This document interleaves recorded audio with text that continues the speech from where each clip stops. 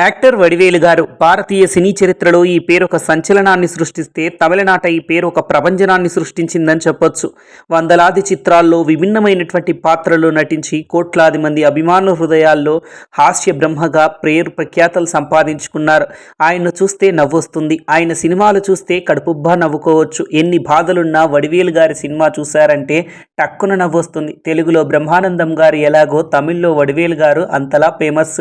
ఆయన నటించినటువంటి ప్రతి ఒక్క చిత్రం ఆణిముత్యమే. ఆయన నటించినటువంటి ప్రతి ఒక్క పాత్ర అత్యద్భుత హాస్యభరితమైనది.